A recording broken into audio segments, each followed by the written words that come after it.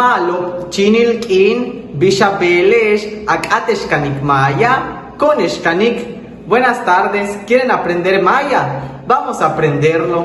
Bejlae yanehilik utialabim. Hoy vamos a ver para irte o para despedirte. Hoy vamos a ver la sección de despedidas. La primera forma de despedirse es malo, que significa bueno. Una vez más, malo. La otra forma para despedirse es diciendo kanantabah, que significa cuídate. Kanantabah, cuídate. Otra forma de despedirnos en maya es diciendo shiktech uts, que significa que te vaya bien. Una vez más, shiktech uts es que te vaya bien. Shiktech uts.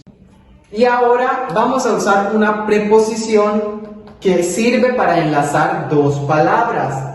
Y la preposición que vamos a utilizar hoy es tak, que significa hasta. Recordemos, tak es una preposición en maya que significa hasta.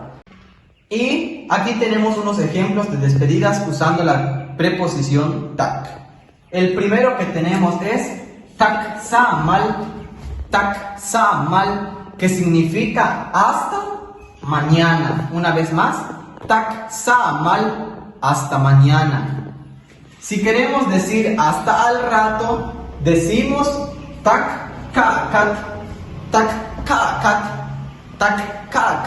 que significa hasta al rato. Pero si queremos decir hasta otro día, decimos tak, que significa hasta, tulak-in, tak-tulak-in, que significa hasta otro día. Otro que podemos usar utilizando la preposición tak es tak-haskap, que significa hasta en la madrugada. En lo personal lo utiliza mucho mi tío, en que va mucho en la milpa, y le dice a mi otro tío tak-haskap, que se van a ver en la madrugada para ir en la milpa. También podemos seguir utilizando la preposición tak para decir hasta el lunes, hasta el próximo lunes. Podemos decir taktulak luneso. Podemos decir para referirnos a un día en específico cuando quieres ver a esa persona. O puedes decir incluso la hora, tak las 6.